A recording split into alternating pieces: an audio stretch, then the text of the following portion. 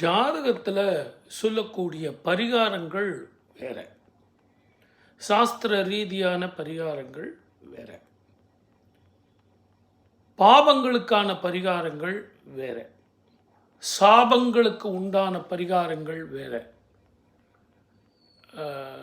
பிரேத சாபம், பெண் சாபம், யாரோ ஒருத்தருடைய குரு சாபம், அதே மாதிரி தேவதை சாபம், குலதேவ சாபம்,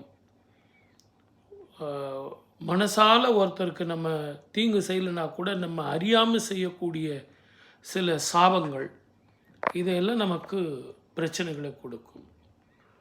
பிராணிகள் இம்ச சாபம், இது இந்த கலியுகத்தில் மிகப்பெரிய சாபமாக இருக்கு. அது அவ்வளோ பெருசாக யாரும் நினைக்க மாட்டாங்க. ஆனால் இந்த பிராணிகள் வதை அப்படிங்கிற சாபம் மிகப்பெரிய சாபம்.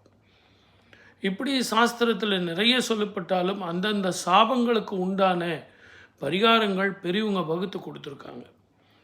கோவில்களில் போய் செய்யக்கூடிய பரிகாரங்கள் நவகிரக பரிகாரங்களாக யாகங்கள், ஹோமங்கள், அபிஷேகங்கள், ஆராதனைகள், சுவாமிக்கு செய்யக்கூடிய நெய்வேத்தியங்கள், ஜபதபங்கள், இதெல்லாம் சொல்லப்பட்டிருக்கு. சில மந்திர உச்சாடனங்கள் நீங்கள் செய்யும்போது சில சாஸ்திர ரீதியான பரிகாரங்கள் நமக்கு கிடைக்கும். இவ்வளவு விஷயங்கள் இருந்தால் கூட நம்ம கோவில்களுக்கு போயிட்டு கற்பூரம் ஏற்றி வழிபட்டு மனதார வழிபட்டோம்னா அது மிகப்பெரிய திருப்பத்தை நமக்கு கொடுக்குது. இதில் இன்னும் ஆச்சரியம் தரக்கூடிய விஷயங்கள் என்ன அப்படின்னு கேட்டிங்கன்னா, ஒரு சில பேர் நம்மளை பார்க்கும்போது பேசவே மாட்டாங்க. ஒரு சில பேர் பார்த்து பேசி சாபம் கொடுத்து, இது வேற.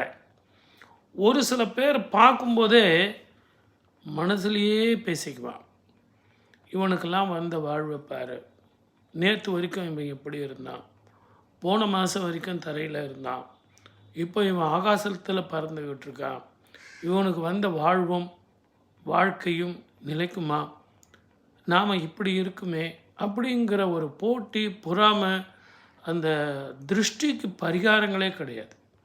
அதனால்தான் கல்லடிப்பட்டு ஒருத்தங்கிட்ட நம்ம அடி வாங்கினா கூட தப்பே கிடையாது. உடல் காயம் ஏற்படும், அதுக்கு எதாவது மருந்து போட்டு தப்பிச்சிக்கலாம். ஆனால் இந்த கண்ணடிப்பட்டோன்னு வச்சிங்களேன், அதுக்கு மருந்தே கிடையாது அப்படின்னு சொல்லுவாங்க. அதனால்தான் யாராவது ஒருத்தர் உற்று நோக்குறாங்க அப்படின்னு தெரிஞ்சால் நம்ம கொஞ்சம் ஜாக்கிரதையாக இருக்கணும். இதெல்லாம் கரெக்டாக சப்ஸ்கிரைப் பண்ணவே மாட்டேன்றீங்க. தயவு செய்து சப்ஸ்கிரைப் பண்ணுங்கள். உங்கள் நண்பர்கள், உறவினர்களுக்கு சொல்லி சப்ஸ்கிரைப் பண்ணுங்கள்.